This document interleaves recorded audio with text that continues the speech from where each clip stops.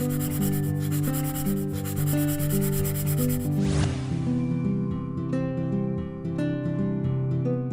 терапийн үйлчилгээнд одоо бүх насны бүх асуудалтай хүмүүс хамрагдах боломжтой. Хөгжлийн бэрхшээлтэй хүүхдүүд, өнчин хүүхдүүд, аав ээж гэр бүл нь салсан, гэр бүлээсээ тусдаа амьдарч байгаа, альва зүйл санаа зовж байгаа, хүчрхээлд өртсөн, ялгуурлан гадуурхаж байгаа гэх мэтчлэнгийн өөрийгөө илэрхийлэх одоо чадваргүй хүүхдүүд байдаг шүү дээ. Тийм хүүхдүүд бас энэ үйлчилгээнд хамрагдах боломжтой.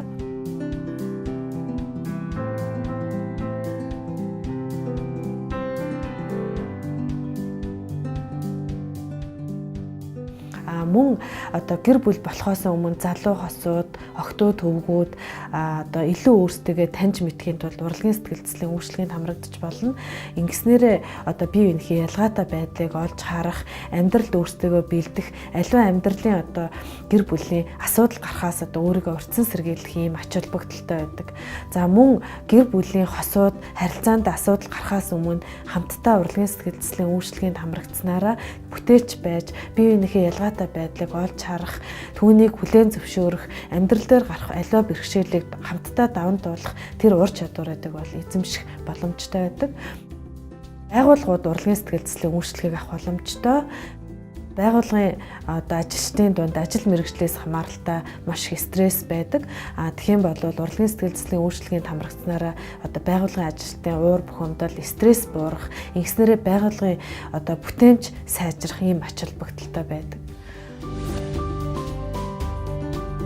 Би Сүхбаатар дүүргийн гэр бүл хүүхд залуучдын хөгжлийн хэлтсэд ажилладаг.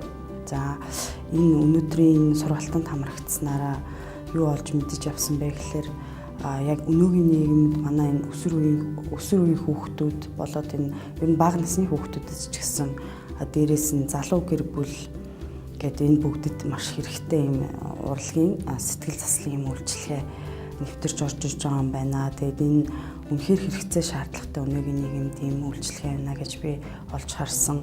Яагаад тэгэхээр хүн хоорондоо ингээд бие бинийгээ ярилцаж ингээд ойлголц гэж их одоо бие биендээ зөвлөгөө өгдөг ч гэсэн хүн яг энэ үйлчилгээнд хамрагдсанараа өөрийгөө их сонсож ойлгож хийж байгаа тэр бүтээлүүдээрээ одоо өөрийнхөө дотор байгаа асуудлуудыг ил гаргаж өөрөө тэр асуудлаар шийдвэрлэх арга замаа олж авдаг юм байна.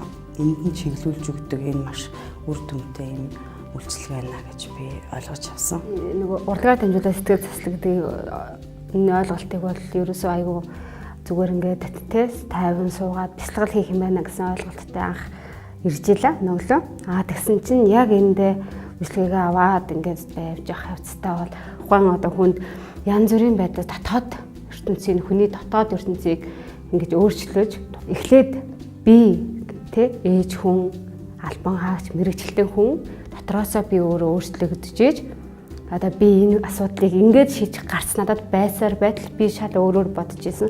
Тухайн энэ одоо сэтгэл зүйн судлалын манд сууснараа энэ асуудлыг ингээд зөв эрэг талаас нь шийдэж болох юм байна гэдэг ойлголтыг бол маш сайн авлаа. Тэгээд ер нь бол энэ мэрэгчлэлтэнгүүд ялангуяа хүүхдтэй харьцдаг мэрэгчлэлтэн хүнд бол энэ урлагаар дамжуулаад сэтгэл судлал гэдэг маань маш их чухал хэрэгтэй байдгийн байна гэдгийг ойлгож авлаа.